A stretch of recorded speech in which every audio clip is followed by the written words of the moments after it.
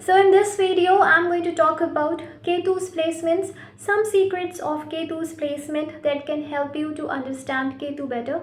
So if you want to take personal consultation, please check the description box. Okay, so let's start. Now, Ketu is a very spiritual planet. Ketu is a planet which is isolated and doesn't like to live in the world. It is away from the world. Ketu feels happy in the water signs because it doesn't have to deal with the world. Where Rahu is totally opposite. It wants to deal with the worldly things, but Ketu, no. Ketu doesn't want to deal with the worldly things. Ketu wants to be isolated somewhere alone, lonely, and doesn't care about the world. So this is Ketu. Ketu tells about your past life, the things you experienced in the past, and Ketu also tells about the things we are detached from, the things we can easily let go from our lives. So this is Ketu. Rahu is our obsession, our pending desire, and Ketu is something we don't care about, we don't value. So no matter when Ketu stuff really goes from your life, you actually start valuing it. Because wherever Ketu is, you don't value it because you easily get it. Or even if you don't get it, somewhere it is because in the past you did not value it. You have more value of Rahu stuff always than Ketu. You can easily let go Ketu. You are detached from Ketu. Just like if you have Ketu in the 11th house, you can easily let go your friends. Ketu in the 4th house, you can easily let go your homeland. Okay. Yes, I'm not saying you will not be attached towards your mother. Definitely you will be, but kind of detachment will be there. Ketu is a planet of detachment, so it creates detachment. Detachment means I don't much care you stay in my life or not. I don't much care about your existence. Even if you go, I will get over it. So that is the thing. But if you really meet someone who is a very close soulmate, you will not be able to forget that person no matter what the position of Ketu is. So this is what Ketu is detachment, which creates detachment, and Rahu is what we want to have in this life. This is how Rahu Ketu axis works. Rahu Ketu axis is very karmic. Okay, wherever it sits in your chart, your whole focus of your life will be those houses. Even in the Navamsha chart, you have to see Rahu Ketu placement. Rahu Ketu are two grahas which affect your chart very much. Okay, because your whole life revolves around these two planets. These hold your karmic energy, and if you resolve these both houses, half of your life problems will be resolved because these hold the most karmic energy. Rahu shows your pending desires, the desires that are not fulfilled in this life. But if you will run after those desires, if you will become obsessed about those desires, you will see that it's going away from you. So don't be obsessed about your desires. If those desires will be meant to get fulfilled, it will be fulfilled. So don't be obsessed about wherever Rahu is placed, obsessed about your desires. It is like do your karma, don't worry about the fruits. It's not like you will not do karma, you will have to do karmas, otherwise no fruits. But don't worry about the fruits. Okay, this is what Rahu has to teach you. And Ketu teaches you to value the things you have.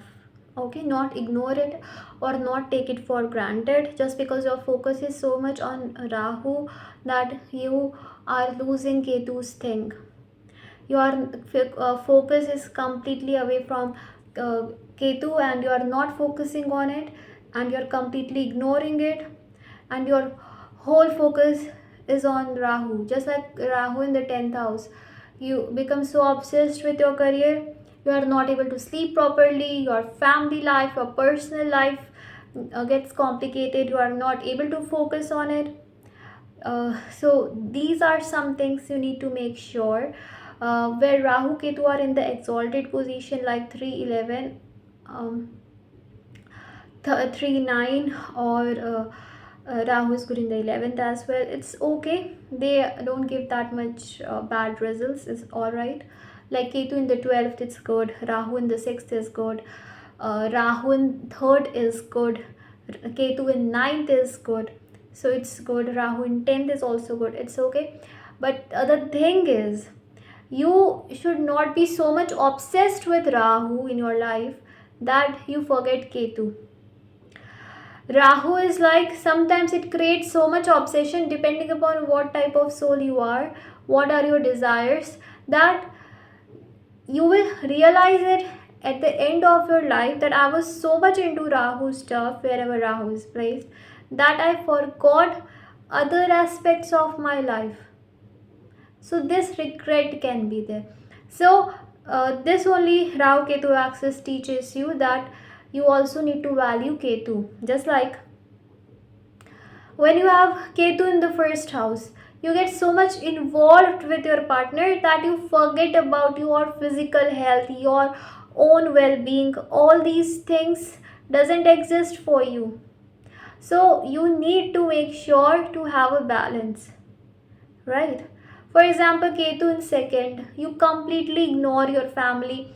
Now every house has many aspects, because one house can have many significations, right? For example, second house shows family, wealth, voice, many things.